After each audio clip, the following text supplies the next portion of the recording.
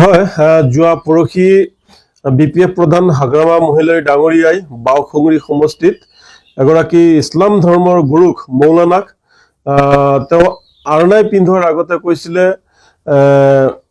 বদমাছ নকৰিবি মোল্লা, দাড়ি থাকিলে কি হ'ব বিশ্বাস কৰিব নোৱাৰি। বৰ গৰিহণাৰ যোগ্য কথা, বৰ ধিক্কাৰযোগ্য কথা। চাওক, আমি ইছলাম ধৰ্মৰ মানুহ আৰু ইছলামে দাড়িক লৈ কি কয়, আমাৰ যিগৰাকী মহাপুৰুষ আছিলে হজৰত মোহাম্মদ সাল্লাল্লাহু আলাইহি সাল্লাম, যি আমাৰ নবী আছিলে হজৰত মোহাম্মদ, তেওঁ দাড়ি ৰাখিছিল আৰু যাৰ কাৰণে বিশ্বৰ মুছলমানসকলে দাড়ি ৰাখে আৰু তাক আমি পুণ্য হোৱা বুলি কওঁ, তাক আমি সুন্নত বুলি কওঁ।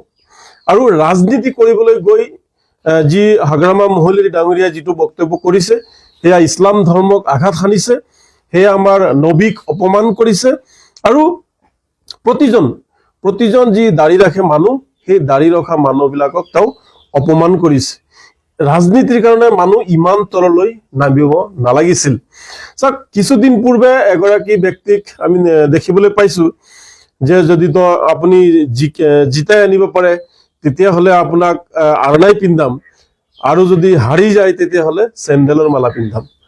তেওঁ এনেকুৱা লাগিছে তেওঁ কোনোবা দলৰ মুৰব্বী নহয়, কোনোবা জোকাৰ টাইপ যেন লাগিছে, আৰু যেন কিবা চিনেমাৰ শ্বুটিং কৰি থকা যেন লাগিছে।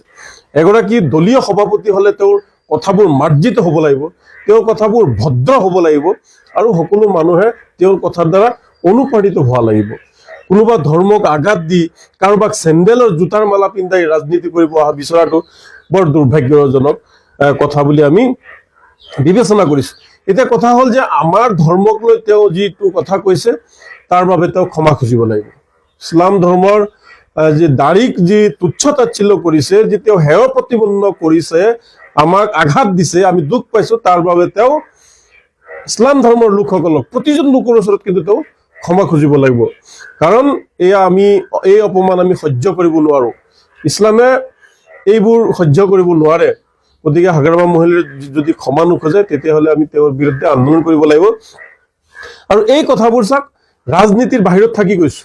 কোনোবা বিপিএফৰ মানুহ ভাবিব পাৰে যে নিৰ্বাচন আহিছে কাৰণে তেওঁ বিপিএফৰ বিৰোধ কৰি আছে, সেইটো নহয়। নিৰ্বাচনৰ পৰা আঁতৰত থাকি এই কথাটো কৈছো যে তেওঁ এই কামটো ভাল কৰা নাই, ইছলাম ধৰ্মক তেওঁ আঘাত দিছে, তেওঁ যদি ক্ষমা নোখোজে তেতিয়াহ'লে তেওঁৰ বিৰুদ্ধে আমি আন্দোলন কৰিম। চাওক, তেওঁৰ নিজৰ দাড়ি নাই, তেওঁৰ নিজৰ চুলি নাই কাৰণে মানুহক এনেকুৱা অপমান কৰিব নেকি?